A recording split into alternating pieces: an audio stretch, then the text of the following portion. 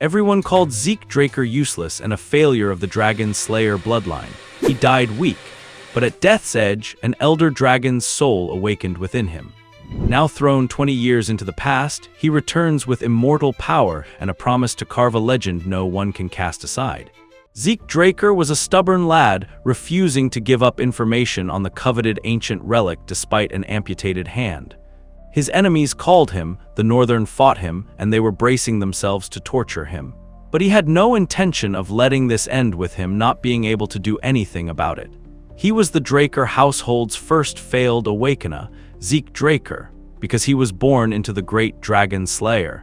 Household with a body that cannot use aura, he failed to awaken, which should have been a given for a knight. He was treated as trash and chased out of his household.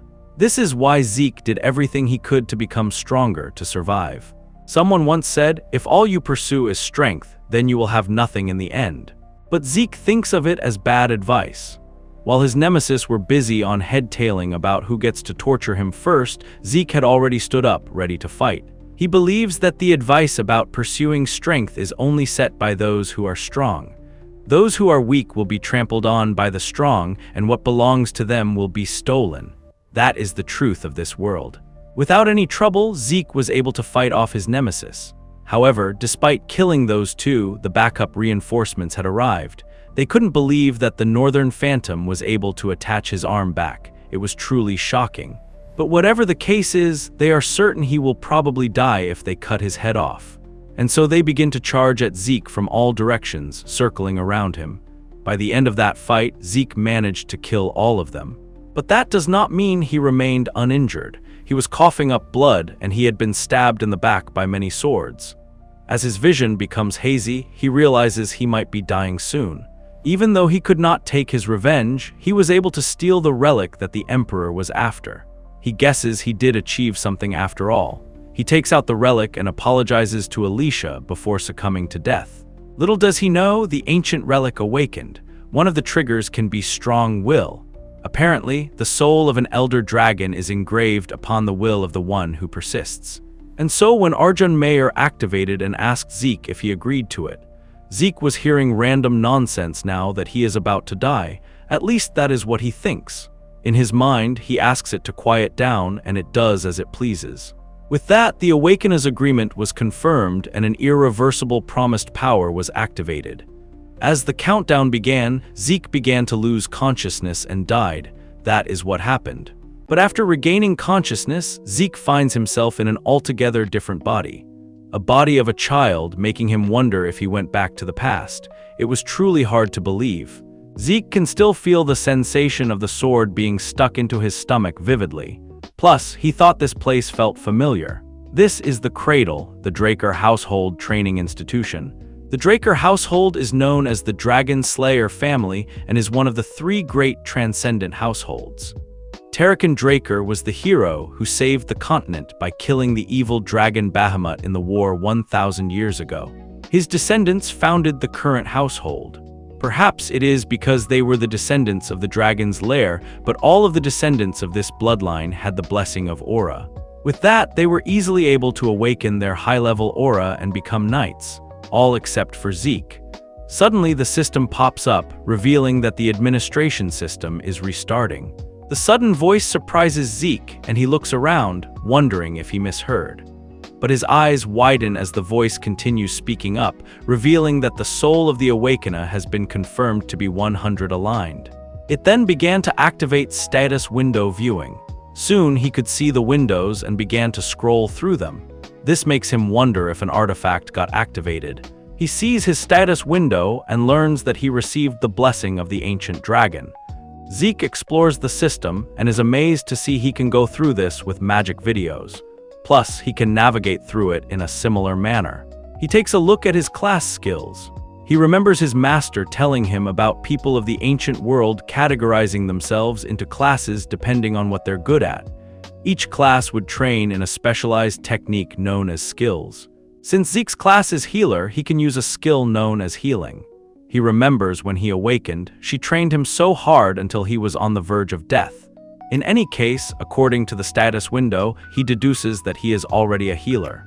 Decides to test it out. The moment Zeke became a healer in his past life was when he was in his 20s, right after the Ether Hall was unlocked. Zeke takes a moment to activate his powers, and it was just as he had expected. His other hall is already unlocked. With this, he now understands. Even though Zeke's trained body no longer exists, he has returned to the past with his skills and memories. As compared to who he was before his regression, he is in a much more advantageous position. And in order for him to make use of this, Zeke needs to find out what he has at his disposal first.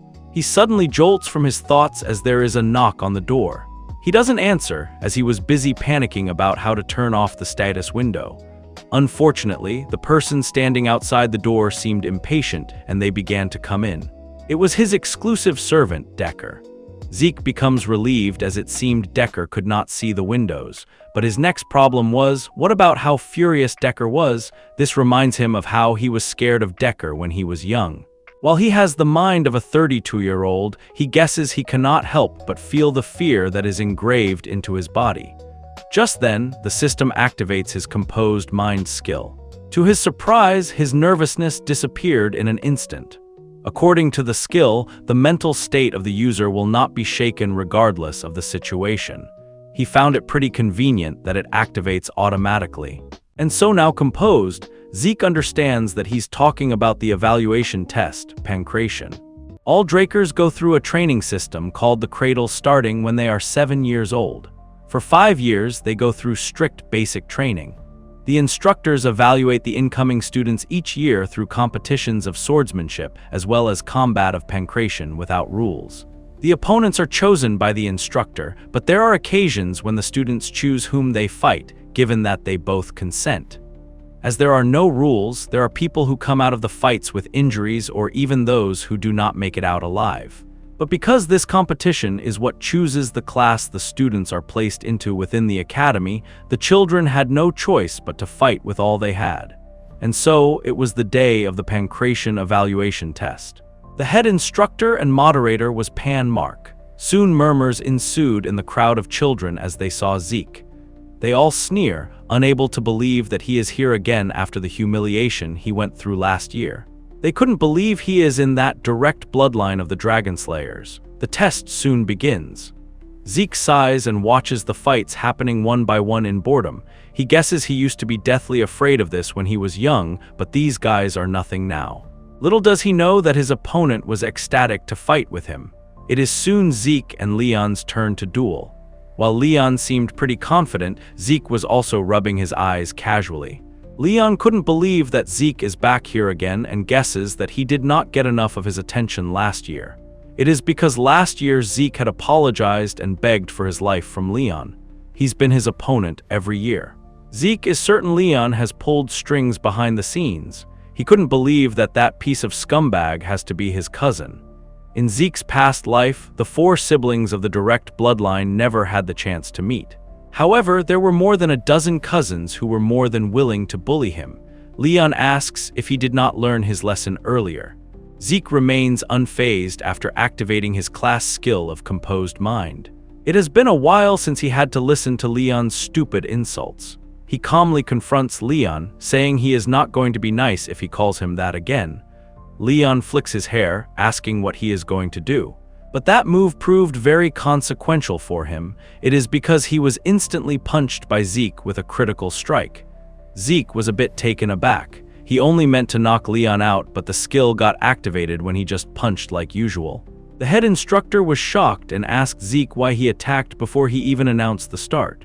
But Zeke scoffs, commenting that nobody says ready, set, go on the battlefield. He grins, saying that the one to hit first has the advantage. The head instructor's face grows pale as he feels blood loss coming from Zeke. He then watches Leon standing up and assuring the instructor that he is going to be fine and asks him to begin the fight. Though his face has now swollen like a tomato, he was adamant about killing that inferior cousin of his. And so as the head instructor yells, "Start," Leon instantly runs towards Zeke. Leon observes his nemesis and thinks Zeke is not a threat at all if he just puts his guard up. What he has to be careful of is his left-hand counter. It was just like he had expected, and he manages to pull Zeke's leg and throw him down. But to Leon's surprise, in just a mere second, Zeke was able to dodge him. Even the head instructor remained stunned. He couldn't believe this is the combat sense of a 12-year-old. The moment Leon dodged Zeke's counter and tried to take him down, the head instructor thought that Leon was going to win. However, Zeke punched Leon's chin and got out of his grasp. It is on Leon that he let his guard down, thinking that he had him there. But Zeke was so composed despite the fact that his counter failed. The concentration and precision needed to inflict such exact and effective damage makes the head instructor wonder if this is really the Zeke Draker that he knew. In the meantime, Leon was frustrated as he knew he could not do anything like this. He needs to create distance between them first, but Zeke was not letting him have his way. Leon could not believe how Zeke is so strong when he is so small. Zeke instantly activates his heightened senses as Leon charges once again at him. With that, Zeke was able to mentally slow down Leon's charges. Now that he has gotten used to controlling ether, he will put an end to this fight justly. And so, by detecting Leon's arm direction, he was able to pull it to the ground and knock him out. He then activates his precise stab skill and stabs the weak points of Leon for critical damage as his last move. Everyone watched in horror as Zeke continued to punch Leon in the face, saying that he should be able to learn his lesson with this. He looks towards the other fellows and tells them to stop looking around and come down here if they have something to say. The silence is broken by another one of his cousins. He says he chooses Zeke as his opponent because he has got something to say, just like he said. It was Jaqen Vardek. Zeke agrees but says he alone is boring, and he asks Liam Stone, his servant, to join him. This obviously enrages Jaqen, to the extent that his vein was about to burst. This only makes him more determined to beat Zeke to death. Zeke smiles as it was entrusting seeing him again. Not his cousin God, no, but the mercenary King Liam, even in Zeke's past life as Jaqen's servant. He joined the cradle and the academy, but because he was a distant relative, he was left behind in education. He begged to join the higher education of the Academy Valhalla, but eventually ended up joining the Knight Order of a small nation called Baranin. And once it fell, he ended up becoming a mercenary. But in chaotic times, people flocked to the strong. With his long tenure as a mercenary, he became a Red Knight and started his own stone mercenaries. He united the three largest mercenary groups and was soon called the Mercenary King. As the Empire hired the stone mercenaries, Liam entered the Continental Wars, and Zeke, along with the Northerners, faced Liam as a foe. But Zeke smiles, knowing things can be different this time. The fight began, and Zeke easily managed to defeat Jaqen. Next was Liam. He rolls up his hands and makes his way towards Zeke. To everyone's surprise, he manages to maintain his balance and fight by activating his slash technique that launches a barrage of attacks at the enemy, interfering with their sight. However, his body was pretty weak, so it was getting winded just from this. But that aside, that monstrous physique is the problem. Liam was taking it all in with his guard up with no counterattacks or dodges. He was more aggressive in his time as the Mercenary King. Anyways, Zeke's body was reaching its limit. He can now see how strong the body of Liam is. He tries to use ether on Liam, but he is able to dodge it. Instead, Liam grabs him by the hand and torso and pulls him to the ground.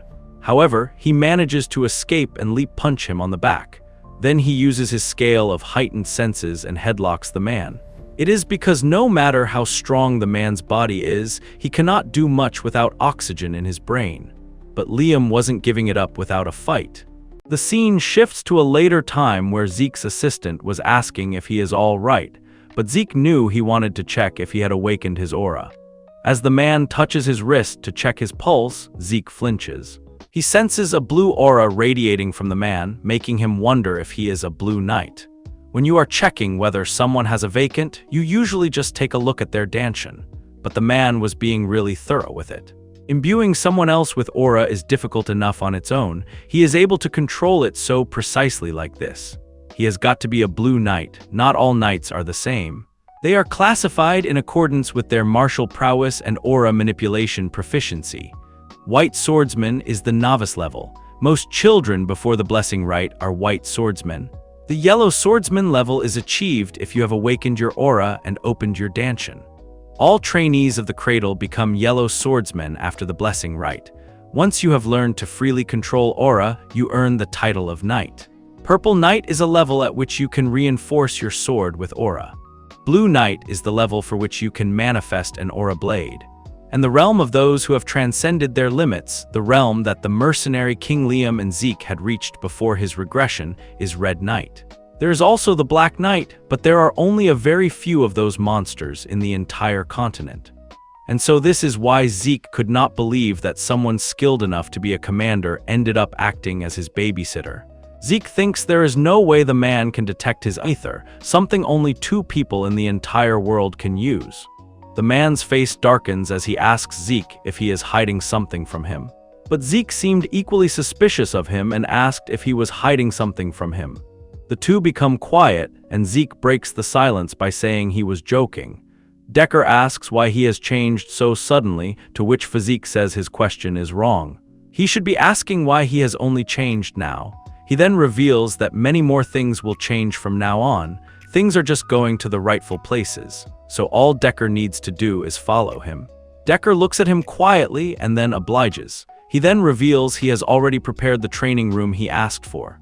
Zeke exits. He knows if Decker was ordered to keep an eye on him, he better keep him close to him so he can get information out of him instead.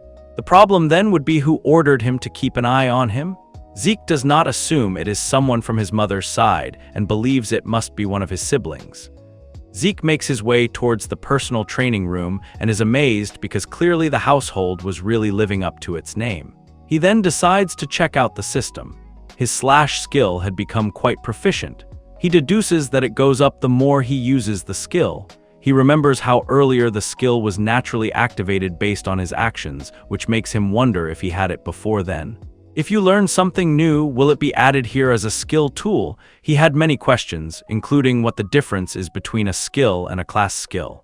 They get activated similarly, though. His eyes then caught the Draconian skill, which he was unable to view. Apparently he needed 10 points to unlock it. He clicks on the karma points, which were 0 for now. Apparently he can earn karma points by killing monsters. This makes Zeke ponder. He remembers that there are a bunch of those in the dungeons, but he needs to be at least a purple knight to get in there. Plus, he is more curious as to why he regressed to the past and what the system is. This skill and the last thing tell him that it has to be related to that ancient relic, but he has so little information. With trembling hands, he picks up the sword, thinking he will use it as long as it can help him become strong. Whether it is the system he is using or a Draker, there are 2 known powers in the world. One is the aura of the knights, and the second is the mana of the mages. Knights reinforce their aura in their dungeons.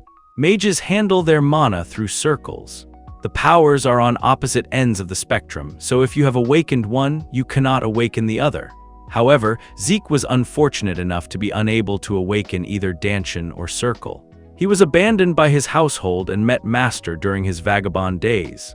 His master taught him lots of things, but the most useful thing he was taught was healing and the Ether Hall. Through the Ether Hall, which Master had developed, Zeke was able to handle the energy of nature. Zeke and his master were the only ether users in the world. Zeke ends up training for 2 hours, and he already feels on the verge of collapse. He activates his vigor, recovery, and healing skills instantly. Healing is a very rare skill that Zeke did not even know existed until before he met his master. If he were to use it in front of people, they would treat him as an irregular. That is why he was unable to use it during his fight against Liam.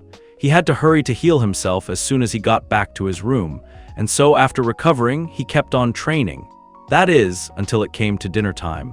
A week passed by. There were a lot of talks about Zeke in the Cradle cafeteria about how he was a completely different person now. They couldn't believe that loser had fought diligently in the last evaluation test. Riane chews on the meat in determination. She sat with 3 more members of the anti-Zeke club. They were certain that he will be pathetic when it comes to swordsmanship and wondered what he will be able to do when he can barely hold up the sword. They remembered how he had to get a customized sword because the basic ones were too heavy for him. Jakin continued arguing about how he cheated while fighting and that he only won because of luck. Riane coldly interjects, saying that if he really believes that, then he has no right to be the knight of the Draker household. Unlike in a pancration or a sword duel, real swords are used. It is the cause of most incidents within the cradle. It is also where the difference between the cadet skills is most glaringly shown. And a month after the current final exams, the blessing rite will commence and the events where the Drakers awaken their aura will occur. To everyone's shock, Zeke emerges with a ridiculously large sword. Riene made her way towards him with furious eyes, saying that she will choose him as her opponent. Zeke smiles in amusement and accepts her challenge. She notices how he was able to lift that sword so easily. Now that she was facing him, she could tell this was not the Zeke she knew, the one who could barely hold a sword properly. But she knew she could not get intimidated by him before the duel even began. On the other hand, Zeke stares at her. He accepted confidently, like how he has always done, but a duel against the Lightning Knight is quite nerve-wracking for him. Riene Tirun is also known as the Lightning Knight. She was one of the knights who made a name for herself during the Continental Wars. She was also noted to be one of the greatest of the next generation of Drakers, as she was one who awakened her aura even before she went through the blessing rite. Zeke guesses and she must have awakened her aura a few years ago at this time, but she has not used it in the cradle, saying she wanted to improve her fundamentals. The duel soon commences and they clash their swords. As the two fight, Zeke was surprised to find that she is better than he had expected. Riene's fellows cheer for her, suggesting that she kill him in one strike and not toy with him. Riene didn't expect Zeke to be good. While narrow, she can sense gaps. However, no matter how quickly she tries to take advantage of it, his sword comes to meet hers as if he is applauding her for her attempts. And right after, another gap opens up. This was almost like a training duel meant for teaching her. The battle went on with no evident winner. Zeke was busy observing the Lightning Knight and how she fought back when she was in the cradle. He admits that her sword is honest. It is expected from someone who was obsessed with their fundamentals, but that is what is holding her back. He decides to help her break out of her shell. Riene watches him take an extremely low stance and guesses he intends to close the gap in one go. But her speeds are nothing to scoff at either, and so she was prepared for him to come. But to her surprise, he was extremely fast, but she was able to dodge it just in time. However, she knows that as long as there is distance between them, reacting to his moves is possible. But as Zeke collides his sword with the pavement beneath, tiny rocks begin to hit her in the face. Riene's attention diverts and Zeke takes this chance to close the gap between them. Riene was certain she was finished as she saw his sword at the tip of her neck. But to her surprise, Zeke throws his sword away, admitting defeat. But the cadets did not notice what the opponents and the head instructor did. As Zeke's attack closed in on Riene, she used the faintest amount of aura. It was an amount that is barely noticeable. She had promised to never use aura until she got into the academy, but Zeke was able to force her hand. Zeke instantly charges at her, saying that this is not over, and he punches her in the neck. This causes her to cough up a lot of blood, shocking the cadets. They were furious because this was a sword duel and this was a cheap attack. They all began to shame Zeke. Riene gets up, reminding herself that she did not lose, yet he only struck her because she let her guard down. She then admits this is her loss. This makes everyone silent. Z, who was called Humans come just a few days ago, achieved victory against one of the most talented children among the famed houses. Appalling indeed. The scene shifts to a fortress on fire. There were dead bodies everywhere, and the knights were throwing them all down the cliff. The Draker siblings have learned how Zeke was able to defeat Riene. This had piqued Abel's curiosity about what kind of awakening their youngest is going to go through. Although Zeke's victory left the entirety of the cradle in shock, he simply returned to the training facility and resumed practicing. About a month later, on the day of the blessing rite, Zeke notices that he has mastered his skill till the expert level and his skill rank has gone up. He even managed to raise his mastery of swift steps, the skill he gained during the duel. He exits the training ground as Decker reveals they're leaving in 2 hours. Zeke watches the main estate, remembering how it has been a while since he came here. It belongs to the Draker family and is situated within the Duchy of Troy. Although the family's main residence is located in the heart of the continent at the Four Seasons Fortress in Midland, the blessing rite must be held at the main estate where the legend of the DragonSlayer started. All the cadets made their way inside the state. Zeke never realized this, but all the onlookers are famous people you hear about from the Continental newsletter. He is also certain his family has sent informants to keep an eye on him. Whatever their intentions are, once they see him failing his awakening, he is sure they will just ignore him. But his eyes widen as he sees a familiar scumbag in the crowd. It was the second son of the Draker family, Abel, the butchering knight. Abel meets with the other guests, revealing to them that his reason for coming is his adorable youngest brother. The two brothers lock eyes, but Zeke decides to calm down, as there is nothing he can do right now anyway. In his past life, Abel would have never come to see him during the blessing rite, making him wonder if his actions changed the future. If that is the case, this might be his chance. One by one, the cadets made their way to the podium. They were then asked to place their hands in some magic water. Through the blessing rite, every member of the Draker's bloodline awakens their sealed aura when it is time for them to graduate from the cradle at the age of 12. Compared to ordinary knights who awaken after the age of 20, it was incredibly fast. Among them, there are a few rare cases where, along with their aura, they will awaken a trait of the DragonSlayer. It is known as mana inhibition. They will become at least as strong as the Yellow Knights, though some have even rivaled the Red and Black Knights and undergone pure blood awakening. That is exactly what happens when Riene steps on the podium. The head instructor was also satisfied and ordered for the gloves to be brought. Because of mana inhibition, everyone will require the usage of special gloves made by their family, or else they would not be able to live an ordinary life. When one is able to prove that they are of pure blood descent, they are conferred the darker name. Along with that, you will be provided with the unimaginable support of the family and countless benefits. Next was Zeke Draker, and surely everyone was waiting to find out about his awakening. Zeke never thought he would stand in front of this damned statue again. The last time was horrible. Although this event was the only thing that pushed him to get through the cradle, he was a shameful title.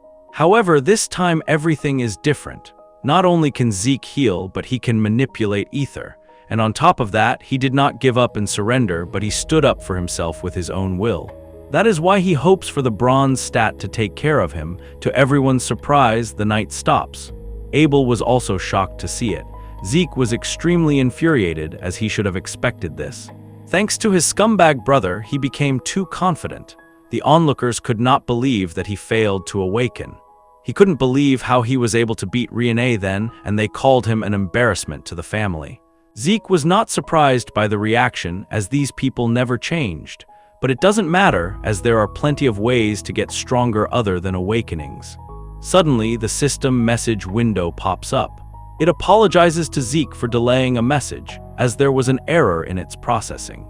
It was found that necessary information has been found missing from the identification terminal during class identification, and class information has been imported using the system authority, but the information has been found missing. The terminal identifies his talent as a healer, which is in a rare class. Zeke turns back towards the bronze statue. Along with everyone else, he was shocked. The red lights indicated it was a pureblood awakening. Turns out, with the combination of his rare talents and the new class, a unique class has been created. And so the skill of Immortal has been awakened. However, some couldn't believe that it was a pure-blooded awakening because there was no mana inhibition. And thus chaos ensued. But Abel smiles, questioning why everyone is acting so serious. He points out that they got 2 pure-blooded awakenings in one batch, and that is something to celebrate. Everyone shared uneasy mutual glances, and they agreed with him. And so the head instructor ordered another glove for the newest member. Abel smiles while he watches Zeke, but to seek his intention was obvious, but taking his help feels pathetic to him. After the ceremony was done, there was a celebration party announced. But Zeke was in no mood for it and began to look for a training room somewhere here, but he freezes in his tracks. As he hears a familiar voice call out to him, he had not expected Abel to make contact with him so soon. The man makes his way to Zeke, smiling and asking why he is wandering off so early into the party. He then congratulates Zeke on a pureblood awakening and reaches out his hand for a handshake. Zeke smiles awkwardly in return. He knows if he refuses the handshake, his hostility towards him will be shown, and so he decides to play along for now. But as he remembers his past life events, he cannot do it. Abel looks down at him with a dark demeanor, saying that this is awkward. But even for the sake of saving face, Zeke didn't want to shake the scum's hand. Abel Shurag Singh, it cannot be helped, and he will have to settle for having seen his face. He then pats his shoulder and leaves. Zeke looks at him in disdain, hoping to see him again for sure. Zeke retires to an empty room away from the crowd. He couldn't understand how he is fine after the awakening. All pureblood awakenings have the ability of mana inhibition. It is the ability that proves you are in opposition to the dragons, the source of mana. However, because most machines use mana as their fuel, a pureblood requires the use of the house gloves. But he has taken off his gloves, and if he were a pureblood, there should have been problems as soon as he took them off. He opens the system window and assesses that it was completely different from before. He decides to give it a proper read. He had achieved the mana reflection skill that creates a distortion field to nullify nearby mana. He understands that mana reflection is categorized as a skill, and the mana lamps were fine in the hall because it is not a passive skill. He was a rare healer before the ceremony, but now he is a unique immortal. But he then suddenly realizes something. All the graduates had regular awakenings with the blue aura. Only Riane had a pure red blood awakening. Zeke was red too at first, but it turned into gold. That's what shocked everyone back then. The system said the classification terminal lost critical information. This makes him wonder if it meant something about the bronze statue. As soon as the system put in the information, the halted bronze statue began to emit a red light. The bronze statue does not determine whether you awaken or not. Zeke had come to realize that rather, it determines the user's disposition, their class. Red is for a rare class and gold for unique. The bronze statue is an ancient relic used even before the time of the founder of Drakers. The concept of class does not exist nowadays, so it was only being used to check if one has awakened or not. They have mislabeled the red light shown as a sign of a rare class as a pure blood awakening, and no family had ever realized that. Zeke also sees that he has gained 100 karma points. He decides to use them, and instantly his draconian skill is now available for viewing. Many messages began to pop up, revealing his draconian skill level. He caught the dragon's eyes and might along with the devour. Pretty unique skills. He activates dragon eyes to test them.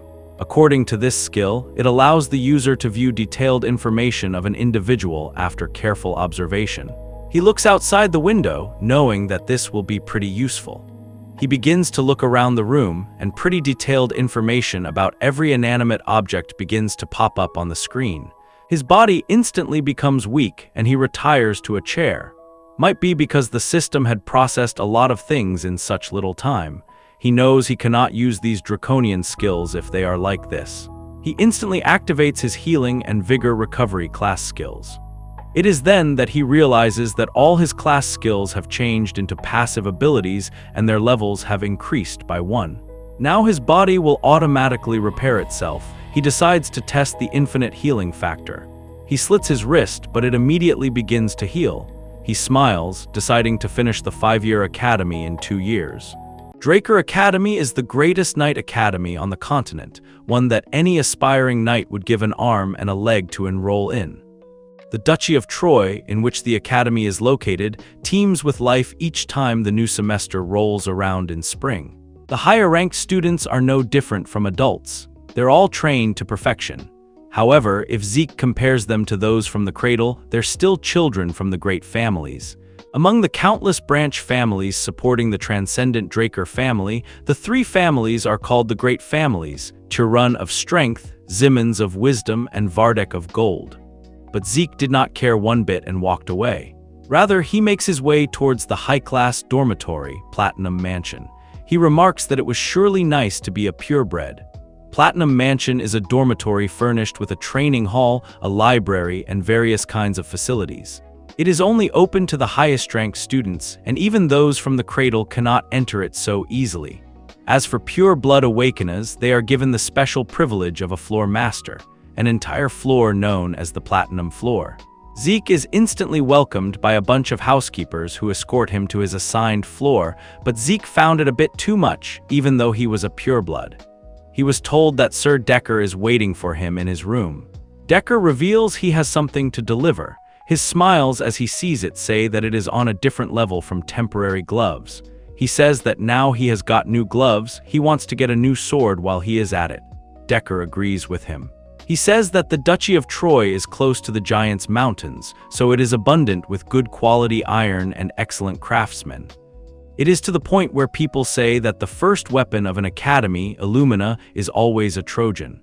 He says he will search for a decent craftsman, but Zeke politely denies, saying that he has one in mind already. He writes something down and hands the slip to Decker, telling him to set up an appointment for him. Decker reads the sheet, which he had named Galleon Halbert.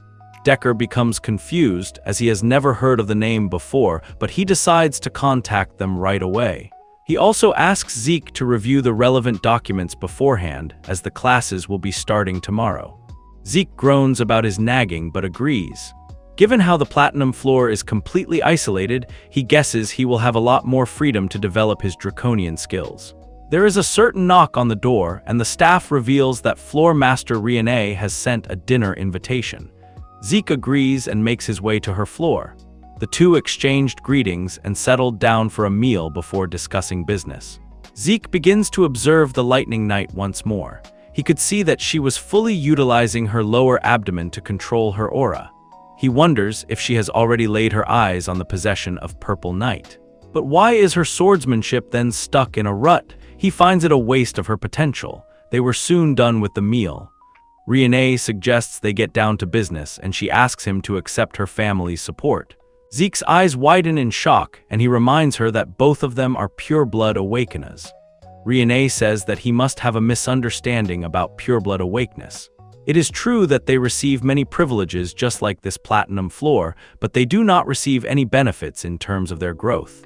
The centuries of academic and practical know-how accumulated in the academy allow a personal instructor to effectively raise your abilities. If you do not have these, no matter how well off you may be, you will fall behind. That is why support families are necessary. Even Abel Draker, a pureblood like them and the youngest ever to attain the title of White Knight and the current Black Knight, received support from his maternal family, the Zimmons family.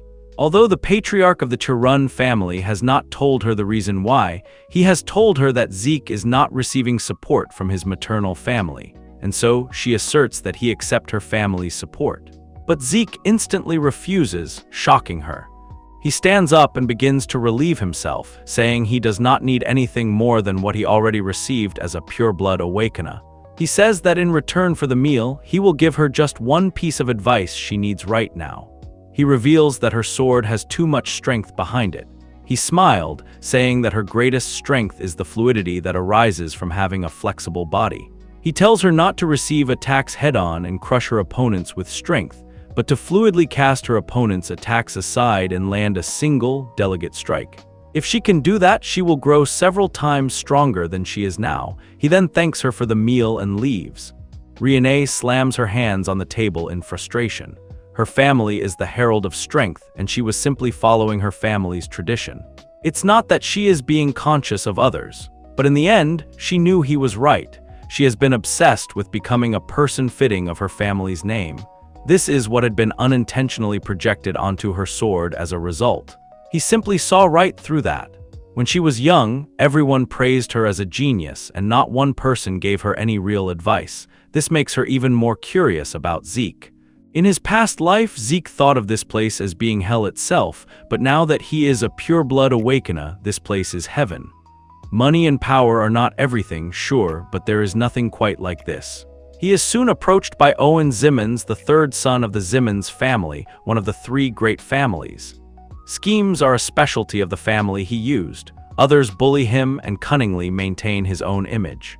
But he was currently acting all friendly now. Owens reveals that he invited Zeke for dinner last night, but he did not reply. He questions if he perhaps did not receive an invitation letter. Zeke forces a smile and wonders if it was the one on his desk. Owens asks why he did not reply. Zeke looks at him with wide eyes and coldly asks why he has to reply to every single one. One of Owens' sidekicks makes his way to the front, confronting Zeke for being rude to his young master's kindness. Zeke tries to pay no attention to him, but to no avail. It's because the man began to use basic aura manipulation. The man reveals his name as Durbin Roswell and how he is called Durbin the Mighty here. He decides to teach Zeke some manners in place of young Master Owen. However, Zeke was not having any of it and instantly punched the man right in his abdomen, causing him to cough out blood. The man remained defeated and Zeke stared at the others, asking who is next. However, Owen walks past him, saying that he sure likes to bask in his own glory. Draker Academy is largely split into two classes. There is the normal class wherein you are taught that if you lack talent, you must overcome it with effort. And so they follow a strict regimen from early morning to late at night.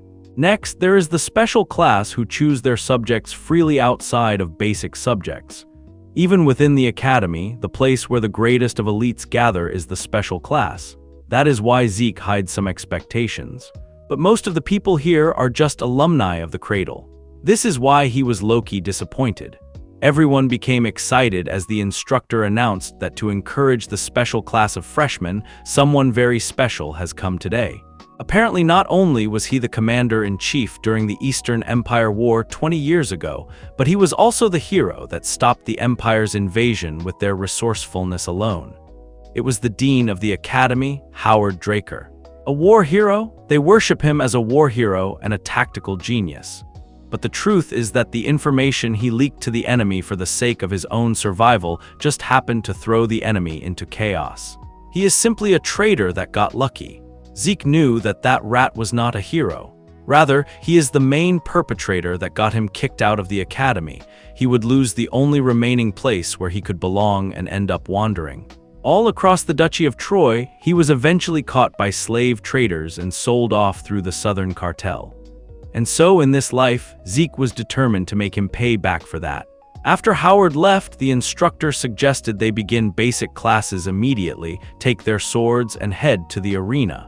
And so everyone made their way to the special indoor class arena. They couldn't believe it. Who would have even thought that the special class has to learn the basics of dragon slaying? In his past life, simply because of the fact that he could not use aura, he spent 2 years learning what would have otherwise taken a person 3 months. Their instructor introduces himself as Andre, who will be teaching them dragon slaying basics. Everyone was surprised to see him, as he was pretty young and was known as the Rose Knight. Despite not being a pure-blood awakener, he graduated early from the academy as valedictorian. He is a once-in-a-century genius that was awarded the Draker name. Even the special class teachers are on a different level, that is for sure. Plus, the man was famous for his inflexible personality. He asked everyone to draw their swords. His eyes come upon Zeke's sword. He asks if he is not aware of the fact that he must pick a sword that suits his body. Zeke sighs, as he knew this would happen, so he made sure to stand out when drawing his sword on purpose. He smiled smugly, saying that he is sure he can beat the instructor with his sword. Andre's face darkens even more if that was possible as he stares at Zeke. He immediately draws his sword, saying that if he wishes to learn with his body, then if his blade so much as touches his body, he will be exempted from not just the punishment for his rudeness, but also from the dragon slaying basics class. Zeke, he was now excited for class exemption. He knows he can beat the instructor. Since he knows his weakness, but considering his brother is keeping an eye on him, it would be dangerous for him to garner attention like he did back in the grid. He decides to just graze the instructor's clothes and lose. He continues slashing his swords with the instructor, who was extremely strong. But 30 minutes passed by, and Zeke was not even able to graze his clothes. On the other hand, Andre couldn't believe how strong the boy's stamina was. He couldn't believe he was losing to a carrot even if he was suppressing his aura. Truly, the existence of pure bloods is unfair. Draker's aura cultivation method is known for its peculiarity. You must activate your aura during training, during your daily tasks, and even when you are eating and sleeping. You practically maintain it as if you are breathing. In other words, for the instructor, he is basically holding his breath. Zeke knows that unconventional swordsmanship depletes his stamina even further, but losing like this doesn't quite feel right. And so he decides to force him to use aura, creating situations that can be easily handled as useless. He needs something that will make him unconsciously use aura, in other words, an extreme situation. And so he activates his swift steps, shocking the instructor. In the nick of time, he realizes that Zeke is behind him and he unconsciously had to use his aura. Sky Slice. To everyone's surprise, Zeke was instantly pushed back by a mighty force. It really hurt, but it was worth it to him. Immediately his healing factor was activated, but of course it was way too much and he collapses. While the medics began to tend to the sick, the instructor walked away, saying that the cadet does not need to attend class anymore. Either ask if there are any other cadets who wish to be exempt, but no one dared to speak. With that, class continued. Zeke was taken to the infirmary and he was satisfied with the performance.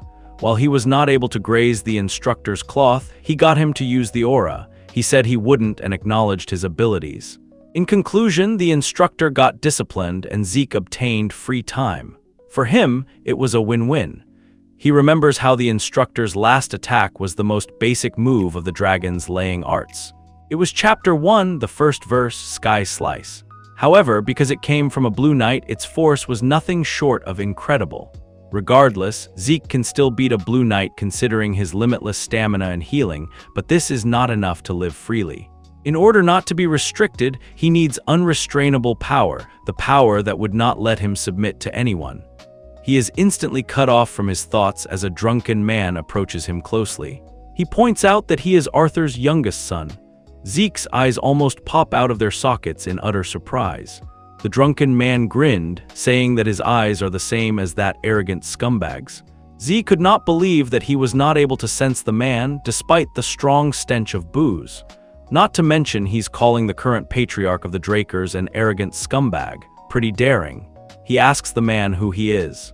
But the man asks a question in return, asking how he did that earlier. Zeke asks what he means. The man points out that he was inflicted with an internal wound earlier and questions how it healed instantaneously. Zeke instantly activates indomitable mental defense, hoping he will not fall for it. There is no one who would know of healing power at the academy after all, and so he pretends to not know and says he does not know what he is talking about. The man begins to attack him and Zeke instantly dodges him. He wonders if the man is an assassin. His instincts were screaming at him to use his powers and that if he does not kill the man, he will kill him instead. But the man was extremely calm and said that his ability to adapt to the situation was impressive, almost like a mercenary.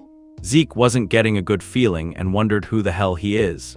Zeke couldn't help but wonder if the man knows something about his past life. The man comments that he is better suited to be a mercenary than a knight. Zeke finally understands what he meant. Oddly, he has never felt this since Master, and he is sure of it after their brief fight. There is an overwhelming gap between their abilities, so much so that if he wanted to, he could easily kill him. This makes him deduce that the man is at least a red knight. The man then points out his sword, saying that it is a claymore from the basic supply of the cradle. He calls him talented and asks what he is doing with a weapon like that. This confirms even more about the man's strength. Just then, Andre enters the infirmary. He speaks to the man, calling him Garden Keeper Dexter. Zeke frowns as he can't believe the man is a garden keeper. Dexter calls the instructor a leech and asks how he knew he was here. Andre says he was at the training room earlier. He then turns to Zeke and tells him to return if he is done getting treated. But before Zeke can leave, Dexter tells him to come to the Academy's western greenhouse if he has time, as he will teach him something useful. A certain silence surrounds them. To their surprise, Zeke refuses and leaves. Dexter was agitated and said that his personality is the same as Arthur's too. Zeke scoffs in amusement as he leaves. Garden Keeper Dexter, who is he trying to fool? If he has the rank to call the current patriarch Arthur Draker so easily, then he must be the person who only had one disciple, Andre, throughout his entire life. Duke Draker, the Gale Knight. One of the Black Knights who has the martial force to go against the whole kingdom alone. He was quite the talk of the town for disappearing one day without a word, but to think he was leading a secluded life at the academy. Perhaps Andre came here because of him. There is even a rumor that he obtained Black Knight status just because he liked the color black. Right now, Duke is showing a strong interest in Zeke, but receiving light teaching due to simple interest is something he has no interest in. If he is going to learn something, he should at least learn his secret move, and so he's going to change that interest into tenacity. That is his plan. The scene shifts to the magic theory class. Professor Fanon was busy teaching a half-asleep class. and so he had no choice but to be the teacher and the answering student himself. That is, until finally one of the students began to actually listen and participate. Yes, you guessed it right, it is Zeke. He asks Fanon that he does not understand the mana transfer energy law he mentioned earlier.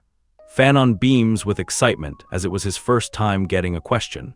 And so they were the only two mentally present in the class. For Zeke, it was an easy-to-understand lecture, and he knew that the professor was no ordinary one. As he is about to leave, Fanon approaches him. He says he feels like he had a proper class for the first time in a while because of him, so he invites him to come to his research lab at any time if he is curious about anything. He says he is still a Delphoa Magic University Scholarship alumnus, so he knows a lot. Zeke was extremely taken aback. He didn't know that he belonged to the university where magic first originated in the nation. Thinking that there is nothing bad about getting close to a mage, he agrees to his invitation. Mages who are good at math are usually flexible thinkers and better suited as colleagues than stuffy knights. And so Zeke should see if Fanon will be useful. As he makes his way outside, he sees the Duke lying on a bench. It seems as if the man was pretty impatient, considering it has only been around a week. The man sits up as he sees Zeke and asks why he did not come to the greenhouse. He points out that the boy must have understood what he meant when he said he will teach him some useful things. Zeke pretends to be uninterested, but this only makes the Duke furious. He says that he is aware that the man is incredibly talented, but he is busy with individual training right now. The man initially says that he cannot slack off when it comes to personal training, but instantly, in a matter of a second, he comes towards Zeke and asks if that is what he thought he would say. Before he could have the chance to process this sudden change of events, he was hit in the back by his elbow. Zeke hadn't expected that the Duke would just knock him out. He guesses waiting for a week was a lot for him. And so when he regained his consciousness, he found himself in the western greenhouse. The Duke approaches him and teases that he has abducted him because he is a bit interested in him. Zeke could tell that the man was not even hiding it now and seemed quite impatient, but Zeke was not going to play along nicely. He instantly activates his swift step skill and rushes away, knowing it is not time yet. To his surprise, the man had appeared right in the front, saying peekaboo. Zeke tries to avoid him, but in the end he is still treated as a joke. He asks the man what about him has drawn his interest. The Duke reminds him how he asked him about how his internal wounds healed instantaneously. Zeke's cops realized what was bothering him. He says if he is that curious, he should make him answer him. The Duke takes a few moments to ponder and he disappears. Zeke looks around for him, but to no avail. He then suddenly senses a sword making its way towards his head, but it was only a few paces away when he sensed it and dodged it. He quickly grabs it and asks the man what he is doing. The man says Zeke had told him to make him answer him. He says that is too easy, so they should make a bet. If he grazes even a single piece of his clothes, he will grant him one wish. But if he gives up on this duel, he has to tell him everything he is hiding. 3 hours passed by, the duel was still in process. The Duke wondered, just what is that kid made out of? He knew by now that the boy doesn't just have good stamina and endurance. It is that his stamina and wounds are being limitlessly recovered. As for Zeke, he knows he will be able to keep going all day long, but he cannot beat the bet. Might of the Dragon. The skill seemed dangerous, so he never used it, but against a Black Knight, he thinks that will not be a problem. And so he glares at the mans, suggesting they keep going. However, instead of getting surprised, the Duke was even more excited and cheered him that his gaze must exactly be like that. And so Zeke activates his swift steps along with the might of the dragon. The Duke grins as he notices the boy repeating the same attacks. He may be fast, but compared to that leech or the Tirun girl, he is nothing. But it is Zeke's spite that surpasses the tenacity that he loves. He then decides to use a bit of aura, but to his surprise, Zeke begins to activate Might of the Dragon. To his surprise, the boy managed to block his vision. Zeke also activates Dragon Eyes. Zeke is finally able to see the Duke's secret move, a simple dash caused by a gust. This makes him wonder if this is why he is known as the Gale Knight. To his shock, the Duke had appeared right behind him. But before he could protect himself, the Duke punches him in the lower abdomen, suggesting they call this a draw. The system window pops up, revealing that due to excessive skill use, Zeke's fatigue has surpassed the acceptable limit. He smiles, though, as it was just like master, like disciple, and so, for his safety, the system forcefully shuts down his consciousness. When he wakes up, he finds himself back in his room. He said he is thinking about how he almost won. He thinks he did everything he could right now, and it was useless. Trying to get Duke to put his guard down by repeating the same attack 100 times over, and at the decisive moment making a gap, using Might of the Dragon on top of using Dragon Eyes to strike him. But all of it was not enough. That skill Duke used at the end was definitely his secret move. Zeke is certain about that. He did get knocked unconscious for using the draconian skills too excessively, but thanks to that, he got to see his secret move. The nonsensical high-speed movement arts he used with his extremely trained body. He guesses that secret move must have been the one that allowed Andre, who has weak stamina, to rise to the position of Red Knight. It is a shame that Zeke lost the opportunity to learn his secret move, but it was still worthwhile. Might of the Dragon with pressure that makes even a Black Knight hesitate. Most small fries would submit the moment they are exposed to the skill. His attention diverts as the system message window pops up, revealing an unopened message. Apparently the rank D skill Swift Steps has changed into the rank C skill High-Speed Movement. His soul has developed due to the demonstration of his strong will. Along with the development of his soul, his system functions are activated, and it is possible to activate the next function using karma points. He has unlocked the mini-map, inventory, and elementary level quest book. His current karma points are 40. He decides to check inventory first. Apparently, if he selects the items he wants, they will be stored in the inventory. The amount of space the item takes in the inventory is dependent on the weight and size of it. If he wants a larger storage space, he can use karma points to increase its size. Zeke guesses. Putting items into inventory must be the same as activating skills just by thinking of them. It was just as he had expected. His claymore sword disappeared and took up 2 of the 28 boxes in the inventory. He was also able to retrieve it by thinking of its name or form. This function was a low-rank administrator one. He wonders what happens when he reaches a higher rank. If the worth of these points is this high, then he cannot just recklessly use them. He thinks of having to change up his plans. He gets distracted as Decker enters the room. Apparently it is from Garden Keeper Dexter. Zeke smiles, guessing that duel was not a complete fail. He opens the chit, which asks him to come whenever he wants to challenge him again. He realizes this is what he meant by a draw earlier anyway. It means the opportunity still remains textured. Then he says he has one more thing to tell him. He reveals he found the blacksmith he mentioned before, but there is a problem. To Zeke's shock, the blacksmith refused the appointment. Apparently, he does not make weapons anymore. The scene shifts to the Duke making his way to the blacksmith. The shop was called Papnir's Breath. It has been a while. That is a grand name for a workshop. He makes his way inside and sees a lot of empty bottles lying around. The Sword of Radiance Graham is the masterpiece Galleon has forged. He said it was payment for saving his life, setting of the title Blacksmith of the Soul. It was said he read the souls of the user before making their weapon. Plus, he lived up to that name, creating a sword that possessed the ability he needed most.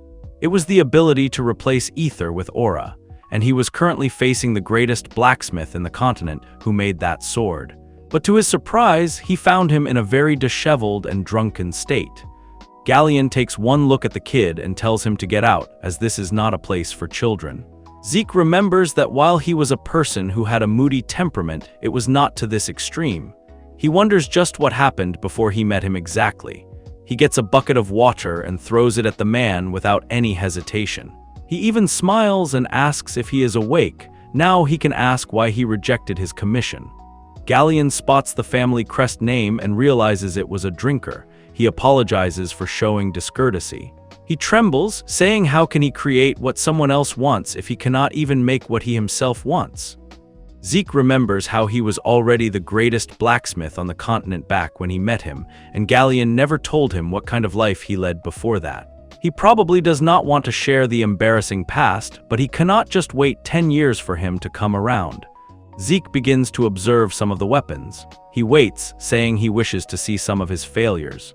He knew there was no choice but to guide him to the right path himself. Galleon leads the boy to the back. There he sees many of the weapons Galleon had made. He examines each sword and realizes they are not failures. They are of similar quality to the things Galon forged when he was named the best in the continent. He activates his dragon eyes, and it was just as he expected. He asks Galleon if there is a problem with his brazier. He then asks if he utilizes his own style of smelting, shocking Galleon. Zeke points out that he has mixed several metals to create a lighter and exquisite material, but the durability is weak. Galleon says that in cases like these, it is because impurities have not been properly eliminated during the heat treatment process. He couldn't believe the boy analyzed the major flaw and its cause. He then asks Zeke for something. Zeke stared at the graph. It was Galleon's secret, which he revealed years later. It was a blueprint of a magic brazier. He says there is nothing to hide from the one who saved his life. He says it is a brazier where the temperature can be freely adjusted through magic. Zeke smiles and says his smelting method would work properly. He then asks Galleon why he is not making it even though he has the full blueprints. Galleon flinches and reveals that the most important part is the mana energy law blueprint, but the Magic Tower's commission fee is 10,000 gold. Zeke was appalled. A normal 4-member family's monthly living expenses are 10 gold. This is what makes him finally realize why it took Galleon 10 years to gather that much money. He admits that the prize is absurd. Galleon says that this is why he wanted to ask him something. He points out that Zeke is a Draker and a pure-blooded awakener at that. So if he were to make him the brazier, he would create any commission of his for free and without conditions for as long as he lives. Zeke knows this is tricky. It would be possible if he were the family's guardian knight, but it is impossible for him, even as a pureblood, to receive the support of 10,000 gold. But it is not like he can give up on Graham, the Sword of Radiance. His issue is regarding mana energy laws. Zeke smiles as a sudden realization dawns on him. He accepts Galleon's condition, surprising him. He says he can ask a favor from a mage he knows and will let him know the answer. Galleon immediately begins to thank Zeke. The scene shifts to the Academy's professorial research buildings. Zeke remembers that Fanon's major was the design of mana energy laws. He begins to make his way towards his research lab. However, he finds one of the alleys familiar from his past life. It is because in one of them he had begged Leon for his life. This only agitates him more as he walks past it, but now, instead of him, Leon was bullying someone else. He was only more furious because his nemesis Zeke had awakened as a pure blood, but they begin to stop as Zeke makes his way towards the alley. He stares at them and gives them 3 seconds to better plant their heads onto the ground.